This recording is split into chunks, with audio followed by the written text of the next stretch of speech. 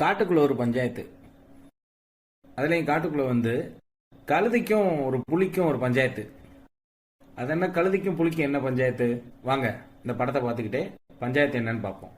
ஒரு கழுதை புலிகிட்ட போய் புல்லு சிவப்பு கலரு அப்படின்னு சொல்லிச்சான். அதுக்கு இந்த புலி இல்ல புல்லு பச்சை கலர் தான் அப்படின்னு இருக்கு. இந்த கழுதை இல்லவே இல்லை, புல்லு சிவப்பு கலர் எனக்கு நல்லா தெரியும் அப்படின்னு இருக்கு. இந்த புலி இல்ல பச்சை கலர் தான் எனக்கு நல்லா தெரியும் அப்படின்னு இருக்கு. இந்த கழுதை கோவம் வந்துருச்சு. வா நம்ம சந்தேகத்தை ராஜா கிட்ட கேட்டுக்கிடுவோம் அப்படின்ட்டு காட்டோட ராஜா சிங்கத்துக்கிட்ட போறாங்க. சிங்கத்துக்கிட்ட போய் இந்த கழுதை சொல்லுது, ராஜா புல்லு சிவப்பு கலர் தானே, இந்த புலி பச்சை கலர்னு சொல்லுது, இது என்னன்னு ஒரு தீர்வை சொல்லுங்க அப்படின்னு கேட்கவும் அந்த சிங்கம் சொல்லியிருக்கு கழுதைகிட்ட, நீ புல்லு சிவப்பு கலர்னு நம்புறியா? ஆமா கரெக்ட், நீ சொன்னது தான் சரி, புல்லு சிவப்பு கலர் தான், இந்த புலி சொன்னது தப்பு அப்படின்ட்டு இருக்காரு.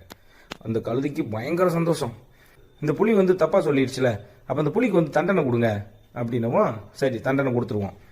இங்க பாரு, நீ புல்லு பச்சை கலர்னு சொன்னதுனால இன்னைக்கு இருந்து ஒரு வாரத்துக்கு கர்ச்சிக்க கூடாது, யாரு கூட பேசக்கூடாது, இதுதான் உனக்கு தண்டனை அப்படின்னு சொல்லி சிங்கராஜா புலிக்கு தண்டனை கொடுத்துட்டாரு. கழுதை பயங்கர சந்தோஷத்துல அப்படியே அந்த இடத்துல இருந்து போயிடுச்சு.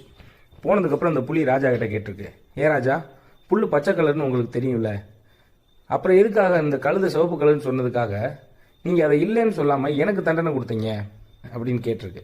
அதுக்கு இந்த சிங்கம் சொல்லிச்சான், இந்த காட்டிலேயே எனக்கு அடுத்து வலிமையான மிருகம் அப்படின்னா அது நீ தான்.